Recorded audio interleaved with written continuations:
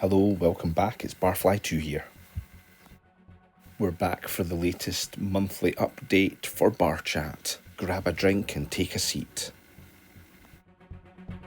Firstly, apologies again for such a long delay between videos. We've all been madly busy with work and families and just tinkering around with our little projects, just playing some actual games. We do have more gameplay and videos coming up, but they've just been slightly on hold while we get some time off, and that is fast approaching because the summer holidays are almost upon us.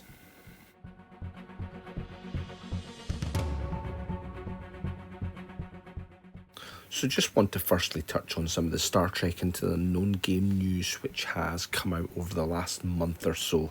As you'll all probably know, this is our main game that we cover on the channel, so it's always good to keep up to date with things that are happening with the game. Origins Game Fair just happened over in Ohio, and a few lucky people that managed to go to the convention managed to get some games in, some demo games, which included components from Glory and Zeal. The eagle-eyed out there amongst you may have already seen some pictures that are flying around on Discord. I do recommend you go out there and have a look and see them. I'm only sharing one of them today, which is actually from one of the demo team, and it shows you pictures of the Negvar and the two Cardassian ships that are going to be in Glory and Zeal.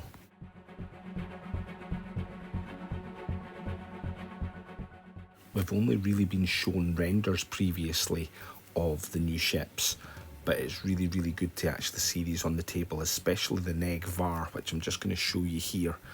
It's just great to see that both that and the Vorcha on the large base, but you can see how bulky the Negvar is actually looking there, and I'm very impressed with how that's looking.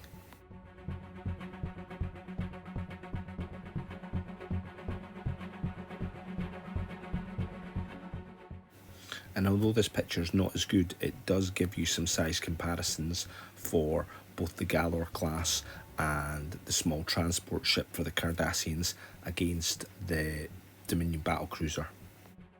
For better pictures, I'm going to include some links for both the Star Trek Into the Unknown Discord and for Ion Radio, who got some good shots when they were out playing the demo game. If you don't already follow Ion Radio, I really heartily recommend following them on Discord and on YouTube. Ken and John are always really enthusiastic about the games they play and playing games in general, so I do really recommend that you get over there and join in the chat that they've got. Unlike last year where we got a brand new scenario at Origins called Shattered Stars, I don't think there was a new scenario this year, but I'm sure someone will chip in, correct me if I'm incorrect on that one. But people did get to play with components from Glory and Zeal, so they'll have got to use the new officer cards for both the Cardassians and the Klingons, as well as the new ships and shipboards. The cards on screen now are the ones that are shown on the product ordering page for Glory and Zeal, so these ones have already been spoiled. There's nothing new here.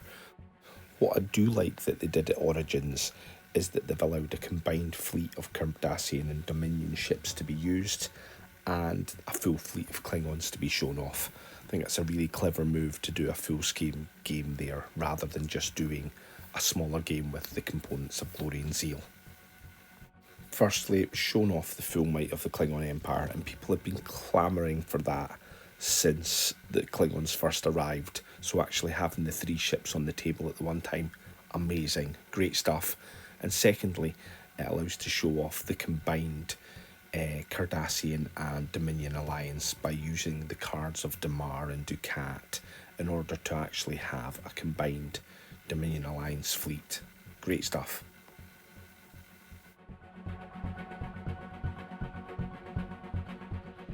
The other surprise news over the last month has been the announcement of a ship pack for the USS Enterprise D in a special 60th anniversary colour, which will be transparent with a pearlescent sheen. I know the choice of this ship and the colour scheme have raised a few eyebrows out there in the community. Love it or loathe it, it's extra content for Star Trek Into the Unknown game and for Star Trek in general, which I think is generally a good thing. Yes, there could have been a better choice of ships for a 60th anniversary, but we work with what we've got.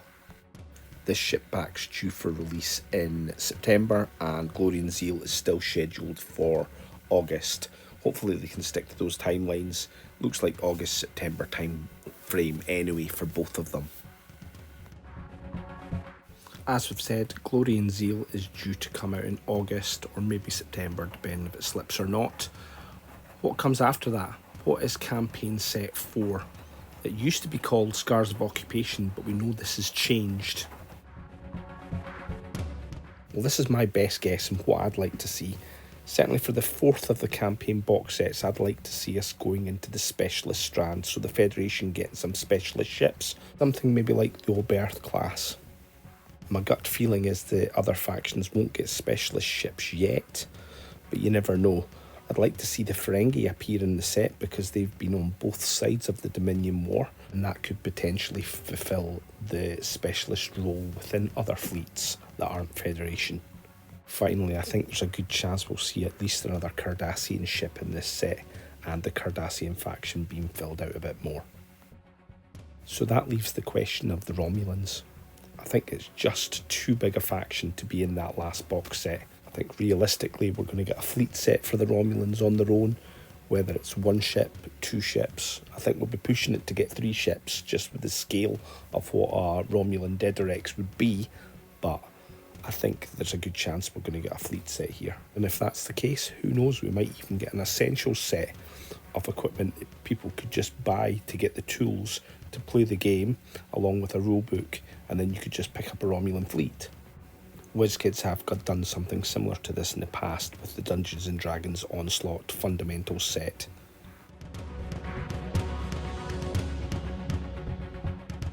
After that, well, anything's possible in Star Trek Into the Unknown.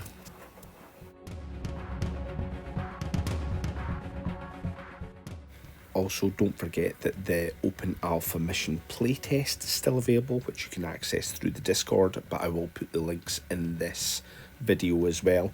These are extra incident missions which you can use to expand your game, and you can actually provide feedback back to the designers, which will influence how games are being developed.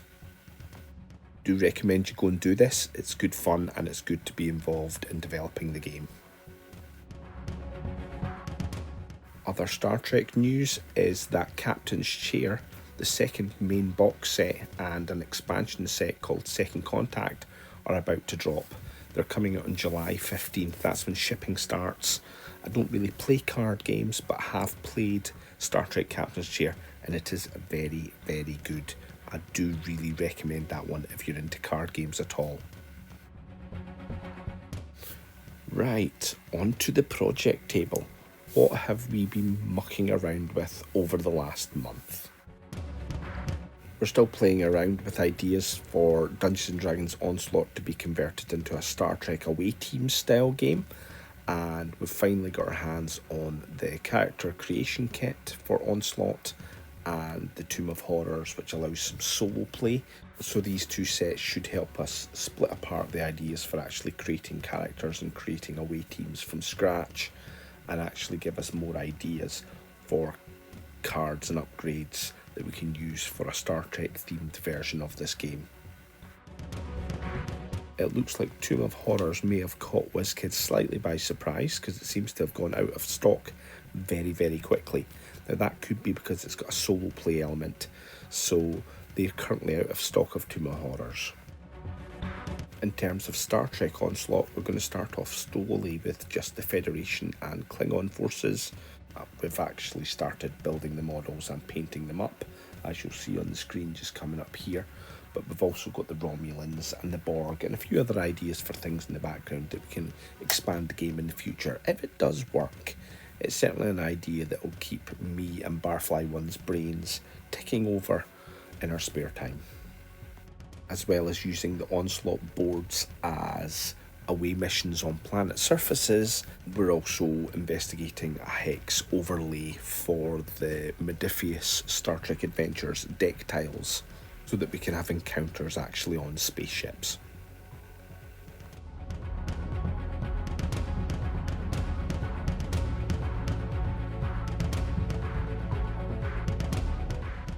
Next up, we've actually been playing some games of Precipice, which is an open alpha playtest at the moment. This is the new mech combat game designed by Max Brook, one of the designers of Star Trek Into the Unknown. This is a miniature agnostic game and it plunges you into the cockpit of a mech. It encourages you to repurpose old models that you may have lying around, relive all those moments that you maybe felt when you were watching the best anime that you've seen on TV. For me, there's a big, huge Gundam influence here for me, so I'm repurposing some of the old Gunpla models I've had lying around, and I even went and bought some of the new ones that are going to be coming out for Gundam Assemble.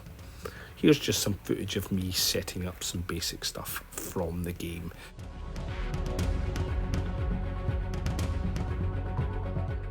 So I'm setting up a chassis with some arms, legs and heads and adding equipment to it.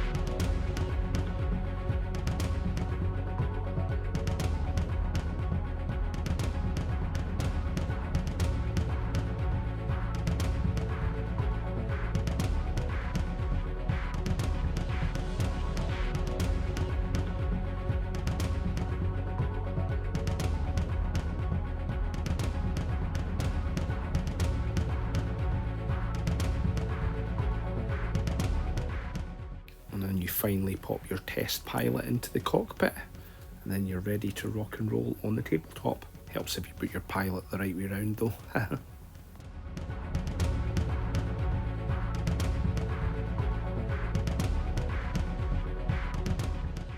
The game using different base sizes for your mechs, so I'm using the Gundam Assemble models here as small base mechs, and then the actual Gunpla models, they're actually on the huge base size, just to give some different experimentation, because one of the key elements of the game when you're moving is momentum.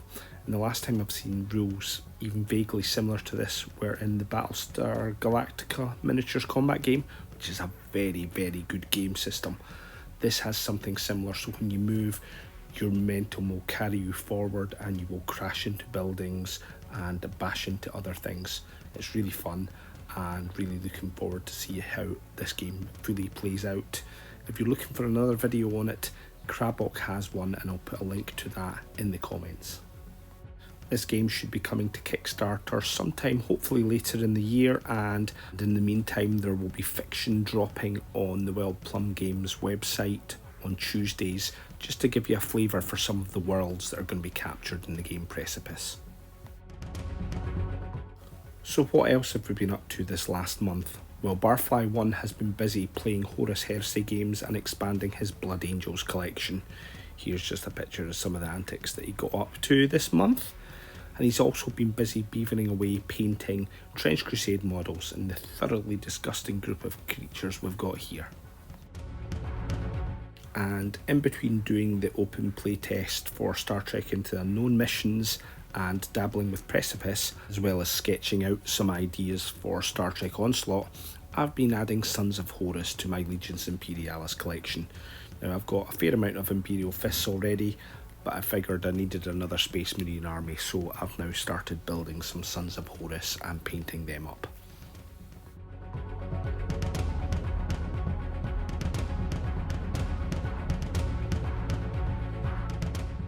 Anyway, that's about it for this month's roundup. Hope you've liked what you've seen. Please feel free to subscribe if you want to get some more updates, and hopefully within the next few weeks when we start the summer holidays, I'll have some more playthroughs and some actual gameplay for you for some of the various things we've got in the works. Okay, we'll catch you soon. Bye.